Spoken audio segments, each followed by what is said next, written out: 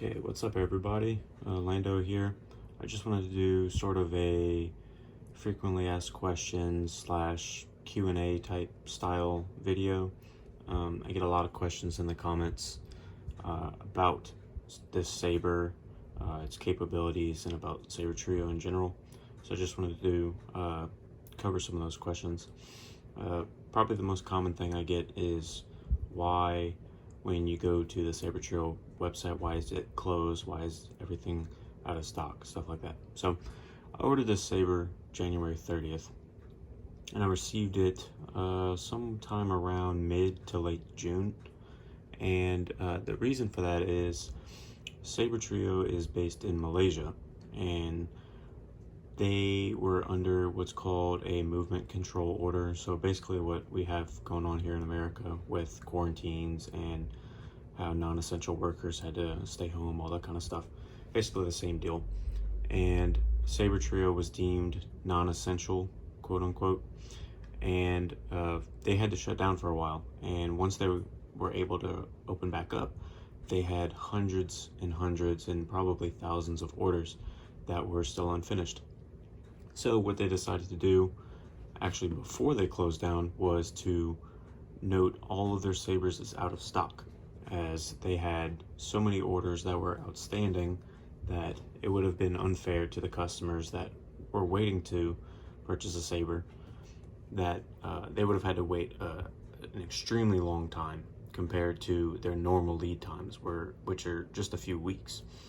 Now, coronavirus is a special case, obviously, and it severely impacted their lead times, but they are returning, I believe, August 30th, or yeah, around August 30th. And if you're interested in Sabertrio, I'd definitely wait until then, as they are allegedly unveiling a new saber, which is probably going to be either a Jedi Fallen Order one, or I think it actually is a Jedi Fallen Order saber, from what they've been hinting at. So that's pretty much it about why this store was closed. They didn't think it would be fair for new customers to have to wait a very long time for their sabers, so they decided they'll just finish all the orders first, and then once they're finished with all the orders, they'll take on new orders so that new customers won't have to wait as long to get their saber. One of the other questions that I get is this saber good for dueling? Is it durable enough for dueling? Stuff like that. I'm not going to plan to do any dueling with this saber. This cost $555 US, and I don't feel comfortable ever dueling with this thing. However, I have a heavy grade blade, as you can see here. There's the Plector Pixel connectors. There's the blade, incredibly sturdy, feels great. I've accidentally hit it on things a few times and nothing. There's no dents or anything like that. So this is their heavy grade Neopixel blade. Here you see the connectors. And this is 32 inches. I feel that the 36-inch blade, and this will cover another question that I commonly get, the 36-inch blade is a little bit too long, and if you get a 36-inch heavy grade blade, it will feel very heavy, and I feel like that will defeat the purpose of the saber. You don't want it to be extremely heavy because you won't be able to play with it and swing it around as comfortably. So going back to the dueling aspect of the question, it is possible to do some light to medium dueling with Neopixel blades. However, it is not really recommended, as the blades themselves, I believe if you want to purchase one of the blades from Sabertrio by itself, it costs over $100 because of the technology inside, all the LEDs, the Plector Pixel connectors from the custom saber shop. It's pretty expensive, and you're more liable to break the blade that way compared to a standard dueling blade, which is just basically a hollow tube, and it has an in-hilt LED. That's not what Neopixels are.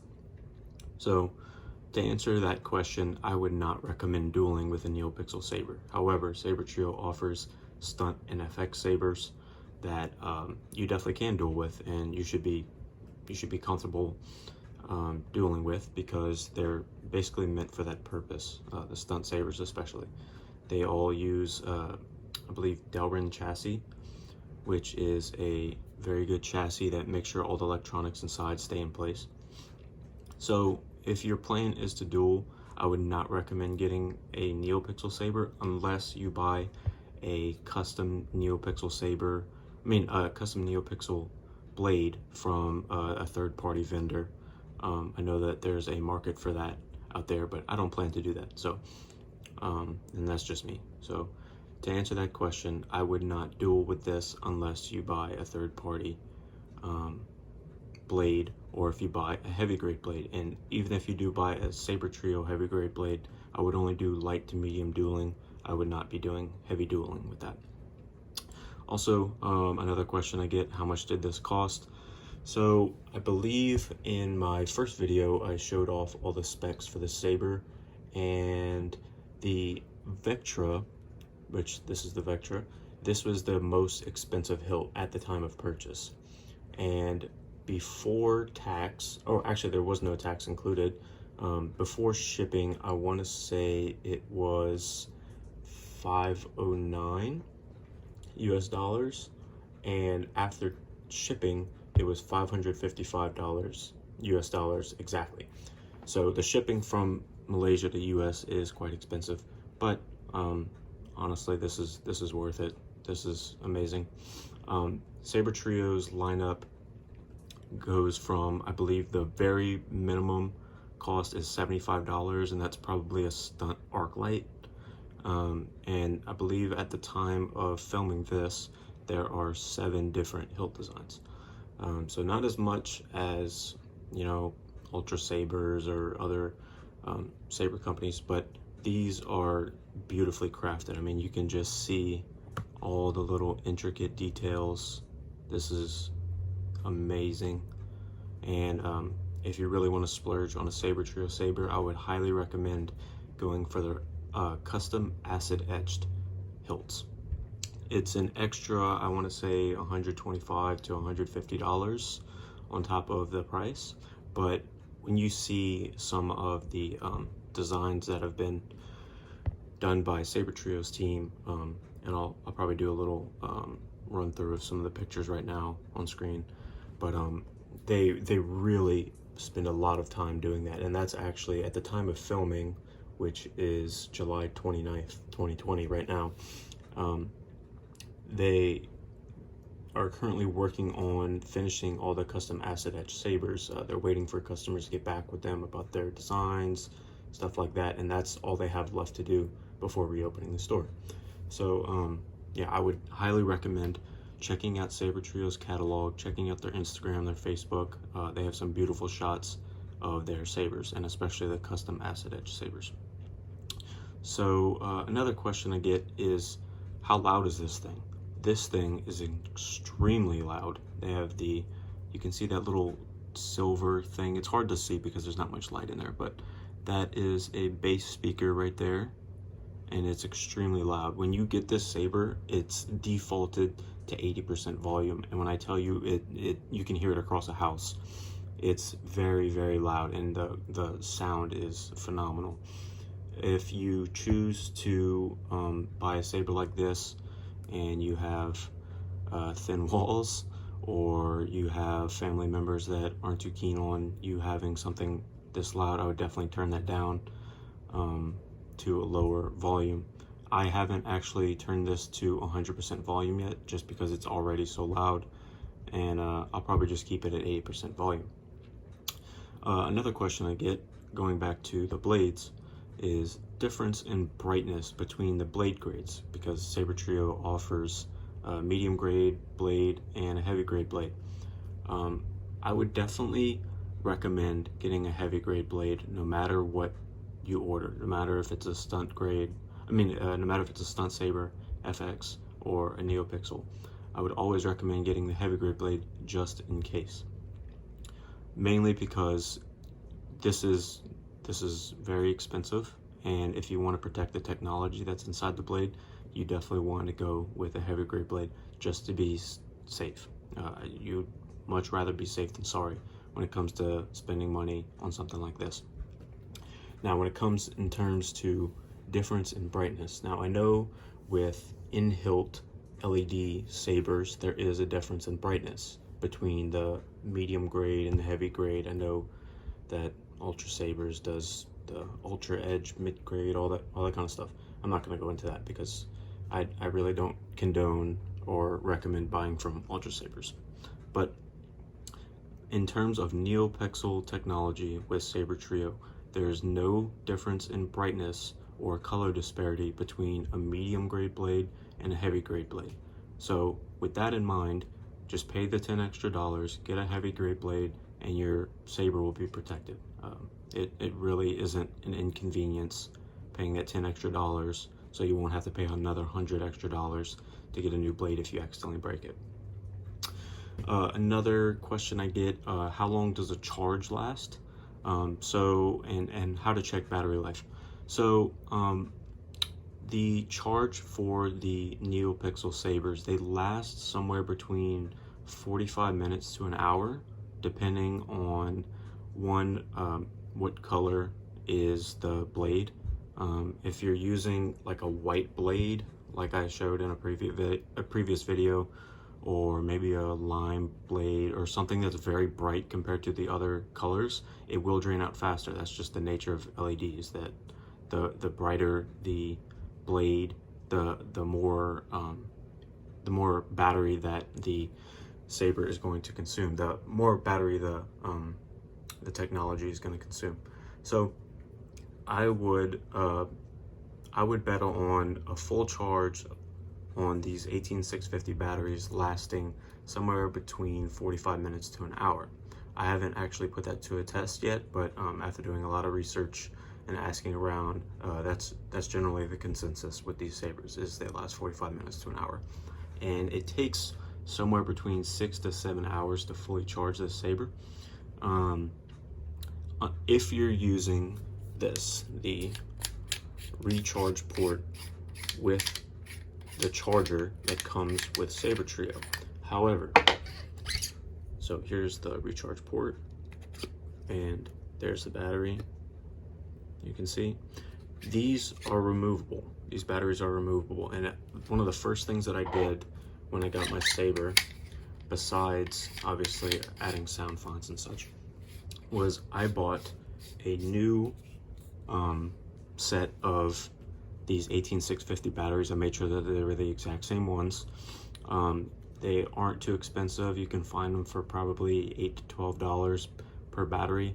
And I'll drop some links in the description below where I bought those from. And I also bought new wall chargers for them that can hold, I believe, two 18650 batteries at a time.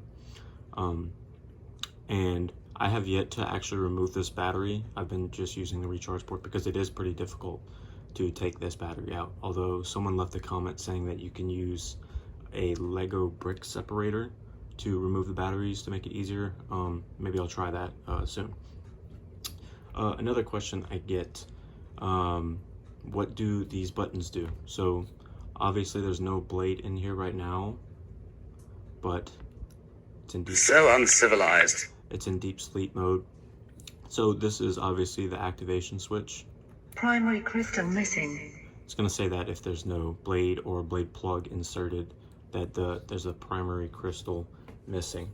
But this is the activation switch. So when you have the blade inserted, which I'll actually do right now, which is a fairly simple process. For the Vektra, they come with hex keys, and the smaller of the two hex keys that you're going to get is going to be the one for the retention screw for the blade.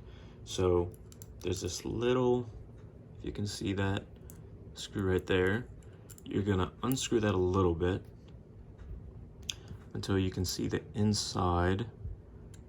Right here, there's a hole right there, and that's where the screw goes in, and you want to make sure the screw isn't past that hole because the blade needs to fit inside. So you unscrew that, put the blade in.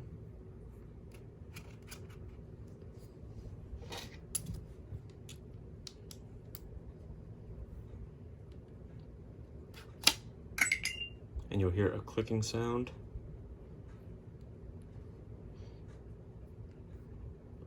I'm gonna screw that in.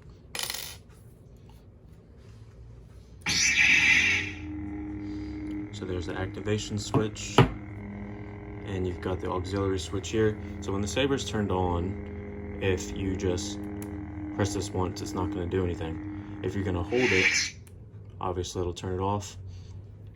If you press the auxiliary switch while the saber's off, it'll show you your battery life if you just press it once. If you don't hold it, if you just press it once, turn it back off. If you hold it, so uncivilized, for I believe about a second, maybe a second and a half, it'll do the font boot sound again.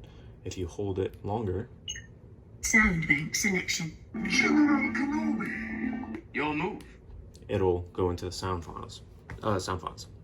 So if you press the auxiliary switch while the saber's on, you'll get the blaster bolts. If you hold it, you'll get the lockup. And you turn it back off. Simple as that, really. There's not much to it. It's fairly simple. This is shown in the Crystal Focus 10 manual. It's also shown on Sabertrio's website. They have a helpful guide about how to use the saber. That's about it for now. I'll cover more of these questions in the future, including why I chose Sabertrio and things about customizing sound fonts, customizing the blade profiles, the config files, stuff like that. And obviously I'll show features of the saber, but this was kind of an impromptu thing, questions that I get a lot and questions that I've seen. So yeah, so if you enjoyed, leave a like, subscribe. If you have any questions, more comments, more questions, leave them down in the comment section. I'll try to get to them. And yeah, thank you.